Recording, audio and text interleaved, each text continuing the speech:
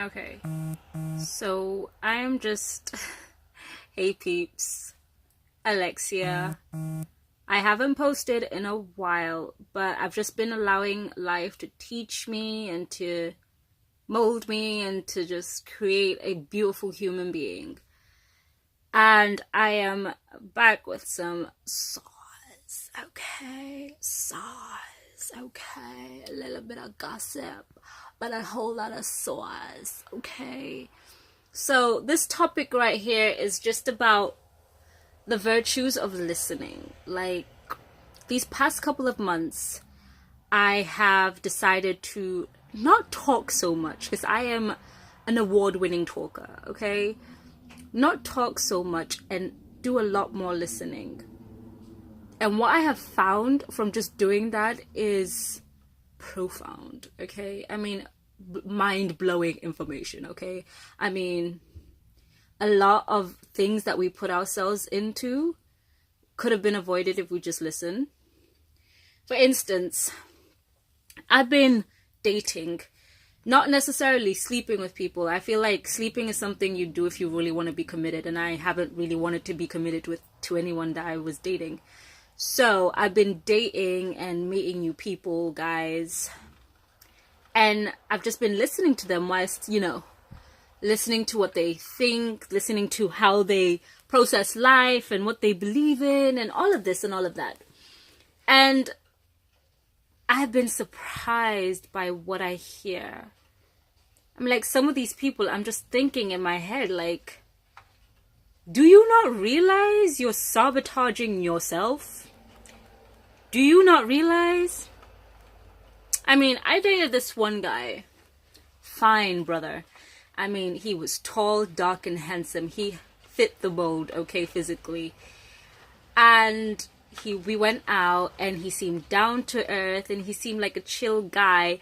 I mean, I was kind of just ignoring the little bit of crazy that he came with because I thought maybe it's just nerves. But he was just crazy. So this guy, we sit down and obviously I'm like, you know what? I don't want to make you feel uncomfortable, but I want to get to know you as well. So tell me a little bit about yourself. And he's telling me a little bit about himself. And then I go to the serious stuff because, I'm not here to play. So I go, okay, you know what? Like, what happened with you and your exes? Like, why did you guys break up? And he's like, well, a majority of them said that I didn't have time for them. And that is the basis of my breakups with my exes. I'm like, okay, thinking, let me give this guy a benefit of the doubt. Maybe all these girls, just maybe, all these girls were just like not nice to this guy. So he's like, I used to be. I'm like, okay, so how much time did you spend with your exes? And he's like, I used to spend a good time with my exes, every twice a week I would be in their house, and every so often I'll come and visit but go home. I'm like, that doesn't sound like you're not making time. But okay, let me keep going. Okay, so what do you enjoy doing in your week, like in your spare time? Oh, I like being with my friends, and I like playing games. Okay. In my head I'm thinking,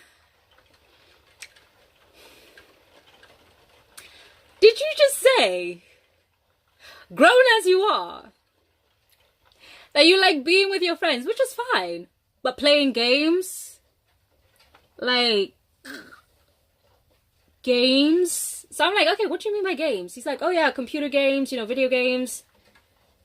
I'm just there like, okay, I'm listening, keep going. And he's there blabbing. And I'm there like, okay, so what are you looking for in a relationship? And he's like, oh, someone to spend time with, someone to, someone to just be with. I want marriage. I'm starting to realize that this whole marriage thing is actually a ploy to get a girl into bed, because the amount of times I have heard the guy say, I am looking for marriage and I am looking for someone to settle down with, I'm just like, you're nowhere near ready to settle down. Like, how do you think you living with your parents, how do you think you living with your parents, you having a part-time job, and you doing nothing to better your life, qualifies you for saying you're ready to settle down? That's not the same guy, no. That's a totally different situation that I also heard. Okay, so back on this guy that is tall, dark, and handsome and we're on a date. So I'm listening to this guy. And you know what? If this was an interview, he would literally be like, no, I would not give him the job, because you literally just played yourself. You just played yourself. You can't say, on one hand, I want to settle down, and on the other hand, I'm still a little boy who cares about games and friends, and wonder why your exes left you because you didn't have time. What? So after that, I just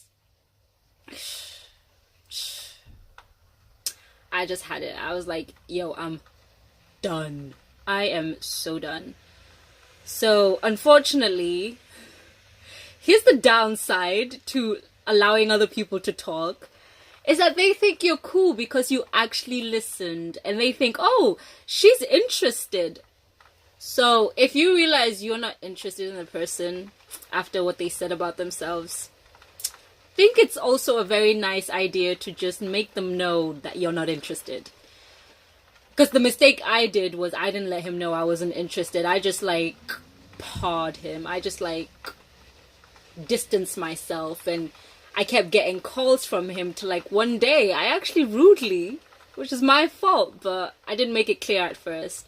I just said rudely, just leave me alone. If I want to talk to you, I'll talk to you.